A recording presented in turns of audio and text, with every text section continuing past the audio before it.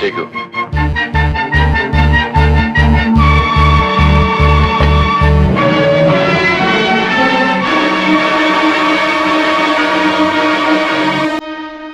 രാത്രി പൂട്ടിയിട്ടിരുന്ന സെല്ല് തുറന്ന് നിങ്ങൾ ഇതിനകത്ത് കയറിയത് പ്രതിയോടൊപ്പം കള്ളു കുടിക്കാനായിരുന്നില്ലേ? ഞാൻ കുടിച്ചിട്ടുണ്ട്. കുടിപ്പിച്ചു.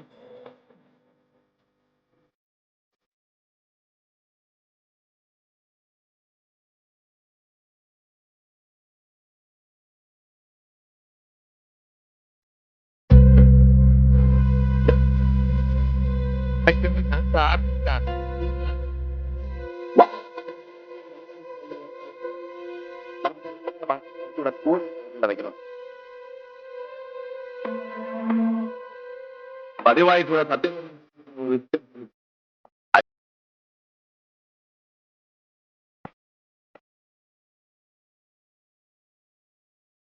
സാർ, ഇത് സെല്ലിന്റെ ബാക്കിൽ എടുത്തതാണ്.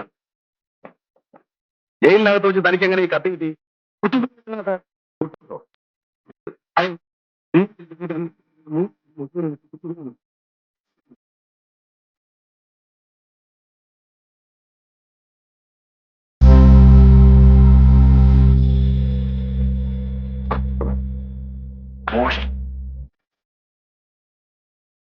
ഇന്നലെ 10,000 കിട്ടി പറയുന്നില്ല. സാർ,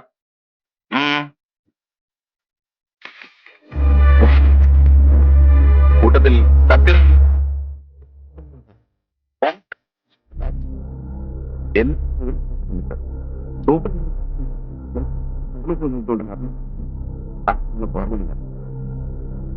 ജയിൻ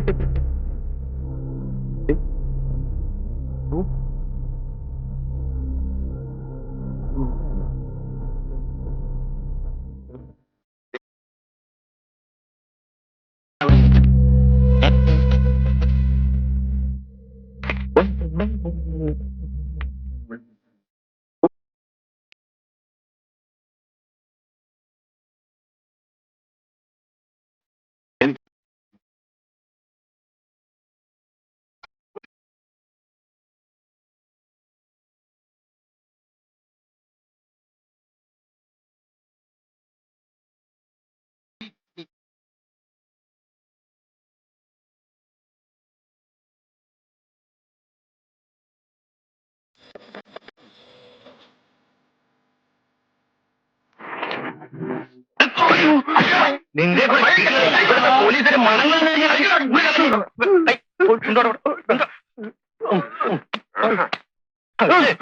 ചീട്ട് കളിക്കുന്നു. നിന്റെ ചീട്ട് കളി നിന്നെ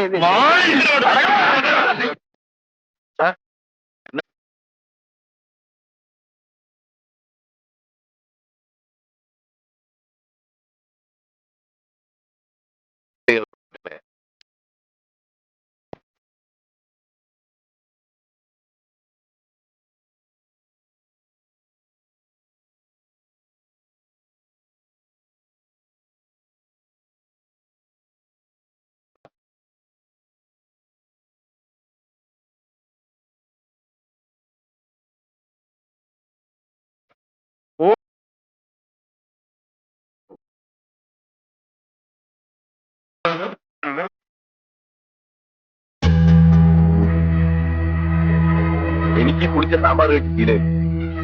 ഇറച്ചി മീനൊന്നും ഇല്ലാതെ. അയ്യോ, ഇതൊരു നമ്പൂരി ഇല്ലാണ്. ഇവിടെ ഞാൻ കഴിഞ്ഞ ജയിലിനേക്കാൾ വലിയ തടവറയാണ്. ദേഷ്യം തോന്നരുത്. നിർബന്ധം അച്ഛാ, ഞാൻ ഉണ്ടാക്കി തരാം. നിങ്ങൾ ആ വക്കീലിനെ ഒന്ന് കാണണം ഉടനെ. ഒരു ഫോണിന് ഞാൻ പറഞ്ഞിരുന്നു. ഒരു ടെലിഫോൺ ഇവിടെ ഏർപ്പാടാക്കി തരാൻ. ആ, പിന്നെ വിസ്കിയോ ബ്രാൻഡിയോ എന്തെങ്കിലും. ഇല്ലെങ്കിൽ എനിക്ക് ഇവിടെ നിന്ന് ഭ്രാന്ത് പിടിക്കും. ഒന്ന് പതുക്കെ, അച്ഛൻ ഉറങ്ങിയിട്ടുണ്ടാവില്ല. ആരാ അത്?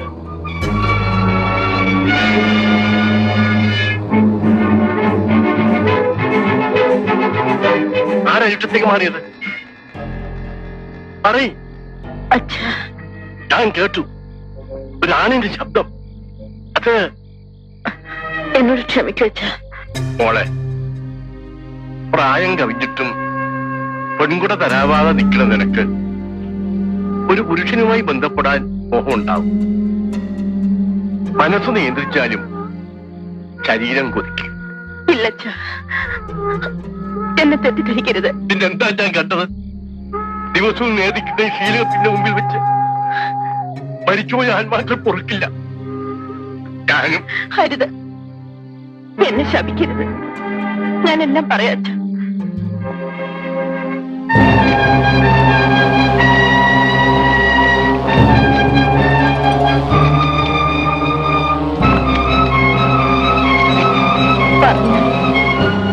ഒരിക്കലും സമ്മതിക്കില്ലെന്ന് കരുതിയ ഞാൻ അച്ഛനറിയാതെ നമ്മുടെ ഉണ്ണിയെ കൊന്നവരോട് പകരം വിട്ട് വേറെ വഴിയില്ല. ഈ വഴി അപകടമല്ലയോ മോളെ? എനിക്കെന്തോ ഭയം തോന്നുന്നു. തിരുമേനി, നിങ്ങളെക്കാൾ കൂടുതൽ ഭയപ്പെടേണ്ടത് ഞാനാണ്. ജയിൽ ചാടിയ ഞാൻ ഇവിടെ കഴിയുന്നത് നിങ്ങളുടെ മകനെ ഓർത്താണ്. ആ കുട്ടിയെ ഉലക്ക കൊണ്ട് ഇടിച്ചുരുട്ടി ചതച്ച് ഇഞ്ചിഞ്ചായി കൊല്ലുന്നത് കണ്ടവനാണ് ഞാൻ. അവരെ തൂക്കിലേറ്റാൻ എന്റെ സഹായം നിങ്ങൾക്ക് ആവശ്യമില്ലെങ്കിൽ ഞാൻ പോകാം. അരുത്, അരുത്. എന്റെ മകൾ ചെയ്തത് ശരിയാണ്. നിങ്ങൾ ഇവിടെ താമസിക്കൂ, ഞങ്ങളെ സഹായിക്കൂ. സത്യരാജന്റെ ജയിൽ ചാട്ടത്തെ കുറിച്ച് എനിക്ക് ചില ധാരണകളൊക്കെ ഉണ്ട് സർ. അവനെ സഹായിച്ചവർക്കെതിരെ ശക്തമായ നടപടികൾ എടുക്കണമെന്നാണ് എന്റെ അഭിപ്രായം. I also agree with you. അതിനിടയ്ക്ക് കാരണമില്ലാതെ എന്നെ ട്രാഫിക്കിലേക്ക് മാറ്റിയിരിക്കണം സർ. ആരും അതിന് കാരണമില്ലെന്ന്? മിസ്റ്റർ ബൽറാം, ട്രാഫിക്കിൽ നിങ്ങളുടെ സേവനം ആവശ്യമുണ്ട്. സിറ്റിയിലെ തിരക്കും വാഹനങ്ങളുടെ മത്സരോട്ടവും അറിയാമല്ലോ. അത് നിയന്ത്രിക്കാൻ നിങ്ങളെപ്പോലെ ഒരു ഓഫീസറെ ചുമതലപ്പെടുത്തിയതിൽ എന്താ തെറ്റ്? സാർ, ഞാൻ ഇനി ഒരു പരാതിയും എനിക്ക് കേൾക്കണ്ട. വയ്ക്കുള്ളൂ. Balu, please go.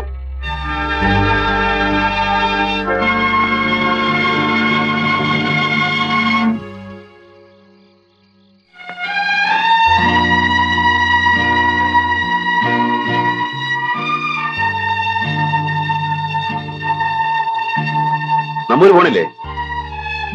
പോയിക്കോളൂ.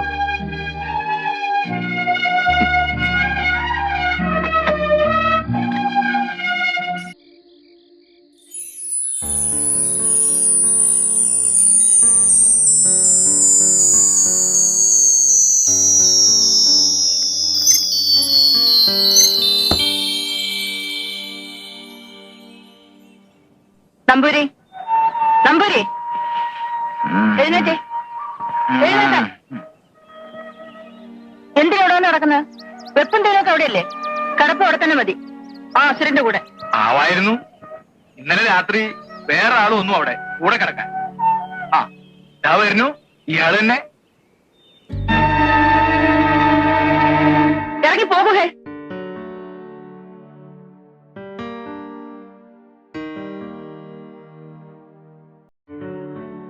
യേശു സകാരൊക്കെ എന്റെ അടുത്തല്ലേ ഉള്ളൂ. ഇവിടെ വയ്യല്ലോ. ഇഷ്ടകാരിയല്ലേ? ആ അമ്പലത്തിൽ നിന്ന് വരുമായിരിക്കും അല്ലേ? ഞാൻ ഞാൻ അതെ, ആ പ്രസാദവുമായി.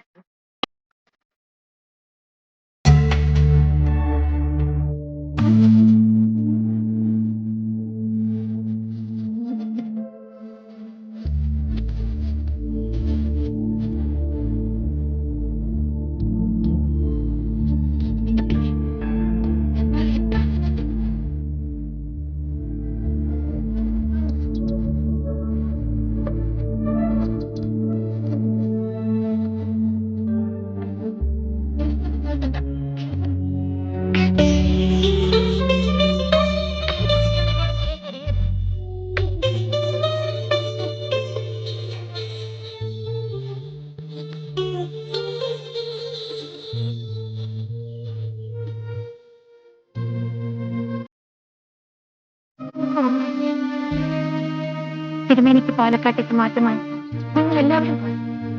എങ്കിൽ ഞാനോട് ഒറ്റയ്ക്ക് എന്റെ പാർട്ടിയെ ഇവിടെ ഒന്ന് സ്ഥിരമാക്കിച്ചിട്ട് ഞാൻ വളരെ സമീപിച്ചിരുന്നു. കൂട്ടത്തിൽ ചന്ദ്രരാജൻ വലിയ നേതാവ്. ചന്ദ്രരാജൻ വിളിച്ചു, അങ്ങനെ ശുപാർശ ചെയ്യാമെന്ന് പറഞ്ഞു. കൂട്ടിക്കൊണ്ടുപോയി. എനിക്ക് വളരെ വേണ്ടപ്പെട്ടൊരു കുട്ടിയാണ്. ചെയ്യാൻ കഴിയുന്നതിന്റെ മാക്സിമം സഹായം ചെയ്തിരിക്കണം. ചന്ദ്രരാജ് പറഞ്ഞ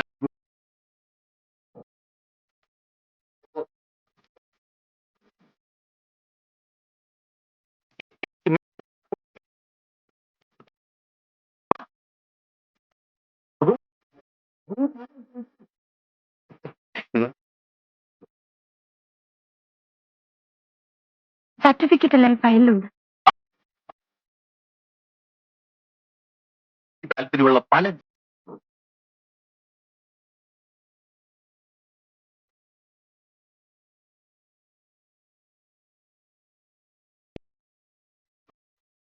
എന്താണ് നിങ്ങൾ പറയുന്നത്? പിന്നെന്താ ഒരു മനസ്സിലാകായിക? കണ്ടറിഞ്ഞു നിന്നാൽ അതിൻ്റെതായ മെച്ചമുണ്ടാവും. പരിഭ്രമിക്കണ്ട, ഇവിടെ വേറെ ആരുമില്ല.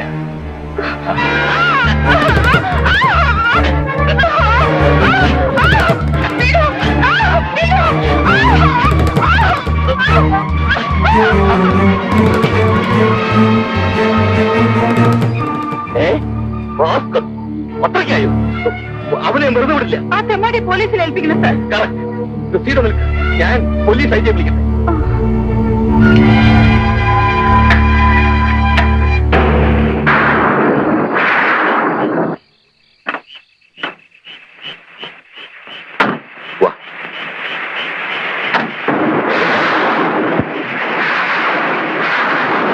എന്തിനാ നമ്മൾ ഇവിടേക്ക്?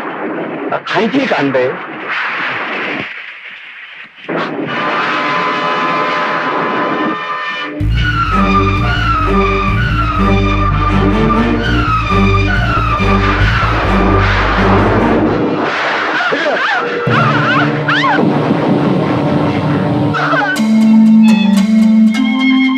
പിന്നീട് എത്ര പേർ അവിടെ വന്നെന്നോ എത്ര ദിവസം അവിടെ കഴിഞ്ഞെന്നോ എനിക്ക് ഓർമ്മയില്ല.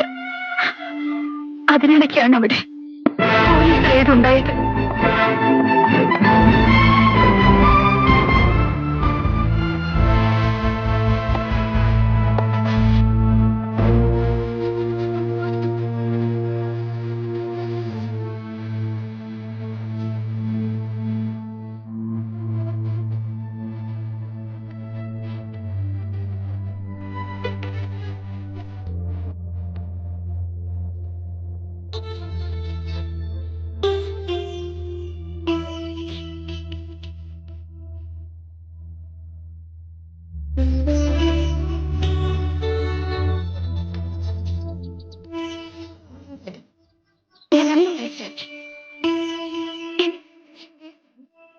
നിന്റെ വീട് എവിടാ?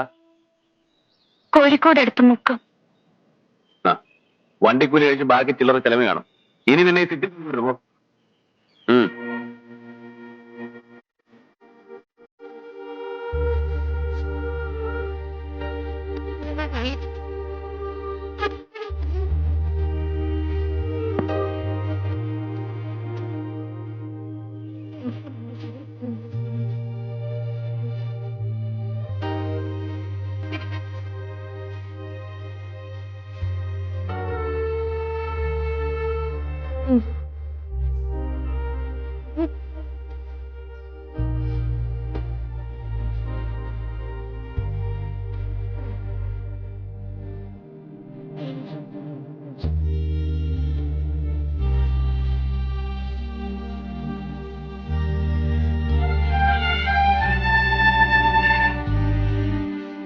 ചേച്ചി ഇപ്പൊ വരും. വരട്ടെ, നമുക്കൊട്ടും തിരക്കില്ല. എണ്ണം തെറ്റില്ലോ. എന്തിനാ നോട്ടെണ്ണുന്നേ? ഇവിടെ തരാനാ? ആ അല്ല, ഞാൻ ആലോചിക്കുകയായിരുന്നു, കാലം പോയ പോക്കേ മുമ്പ് നമ്പൂതിരിയായി ജനിച്ചാ മതി. ഊണായാലും ഇഷയായാലും ഒരു മുട്ടുമില്ലാതെ നടക്കും. അന്നുള്ളവർക്ക് സന്ധ്യയാവുമ്പോ പാനീസും കത്തിച്ച് ഇറങ്ങേ വേണ്ടു. കോവിലകത്തെ തമ്പുരാട്ടികൾക്ക് ഇരിപ്പ്, നാട് നീള സംബന്ധം, രാവും പകലും ഇരിക്കപ്പുറതില്ലാത്ത അഭ്യാസം തന്നെ. കുട്ടി പറഞ്ഞാ വിശ്വസിക്കില്ല, എനിക്ക് ഇതുവരെ ഒന്നും തരായിട്ടില്ല. എന്താ നിങ്ങൾ പറയുന്നേ?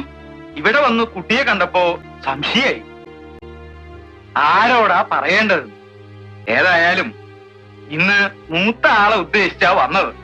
ആ, ഞാൻ കുളിക്കായിരുന്നു തിരുമേനി. വിശേഷായി, ശുദ്ധായല്ലോ. ഞാൻ കാലത്ത് തിരുവാച്ചലിൽ പോയി വിസ്തരിച്ചു കുളിച്ചു, കൃഷ്ണന്റെ അമ്പലത്തിൽ തൊഴുതു. ഞാൻ പോവാ ചേച്ചി. സാറ അയച്ചാണോ തിരുമേനി? ഏയ് ഞാൻ അങ്ങനെ കാപ്പി എടുക്കട്ടെ? അതൊക്കെ കഴിഞ്ഞിട്ട് മതി. നന്ന ക്ഷീണുണ്ടാവൂലോ. ഓ എന്ത് കഴിയാൻ? ആദ്യം ഇതങ്ങോട്ട് വാങ്ങിക്കൂ. എന്താ ഇത്? നാടാടിയാണേ. അപ്പൊ പിന്നെ പ്രതിഫലം എന്ന് പറയാൻ വയ്യ. ഒരു ദക്ഷിണയായിട്ട്.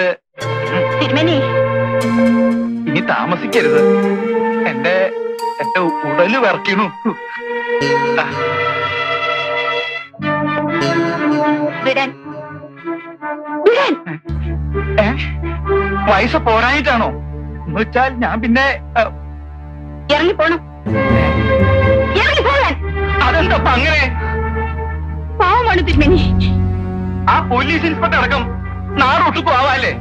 ഒന്നില്ലെങ്കിൽ ഞാനൊരു ബ്രാഹ്മണനല്ലേ? ബ്രാഹ്മണന്റെ മഹത്വം എന്നോട് പറയരുത് തിരുമേനി. കൂട്ടുവരയിൽ ഊൺ പണവും കൊടുത്ത് ബ്രാഹ്മണനെ സൽക്കരിച്ച ഒരു കോവിലകത്താൻ ഞാനും ജനിച്ചത്. എന്റെ അച്ഛനും ഒരു നമ്പൂതിരിയായിരുന്നു. നേമടിയും മാലിക്കാനും പോയി. നാലുകെട്ടിൽ പട്ടിണിയായിപ്പോയി. എന്റെ അമ്മയുടെ സംബന്ധക്കാരനും പോയി എന്റെ 7ാം വയസ്സിൽ. പിന്നീട് ഞാൻ എന്റെ അച്ഛൻ തിരുമേനിയെ കണ്ടിട്ടില്ല. ഇടവണ്ണ പാലൂര് മനക്കൽ കിടന്നു ഈടെ അങ്ങേര് നരകിച്ച് ചത്തെന്ന് ഞാൻ കേട്ടു. എന്റെ ഇല്ലത്തോ? അപ്പൊ കുട്ടി കുറ്റല്ല, നാടിനുള്ള സംബന്ധമായിട്ട് നടന്ന നിങ്ങളുടെ കാരണവന്മാർക്ക് എവിടെയൊക്കെ കുട്ടികളുണ്ടായെന്ന് അറിയൂ. സ്വന്തം മക്കളെ പോലും അവർ വ്യഭിചരിച്ചു കാണില്ല തിരുമേനി. എന്റെ ഈശ്വര, ശിവ ശിവ. വെറുതെ അല്ല, കുടുംബത്തോടെ മുടിഞ്ഞു പോയത്. കുട്ടി എന്നോട് ക്ഷമിക്കൂ. ഞാൻ അറിയാതെ. എനിക്കറിയാം തിരുമേനി. സ്വജാതിയിൽ എന്റെ അച്ഛന് പിറന്ന 6 പെൺമക്കൾ ആ മനയിൽ ഇപ്പോഴും ഉണ്ടെന്ന്.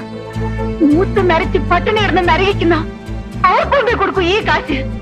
വ്യഭിചരിക്കാനല്ല, ഒരു നേരത്തെ ആഹാരത്തിന് ഈ അപ്പൻ നമ്പൂതിരിയുടെ ദാനമായിട്ട് റേഷനരി വാങ്ങിക്കാൻ.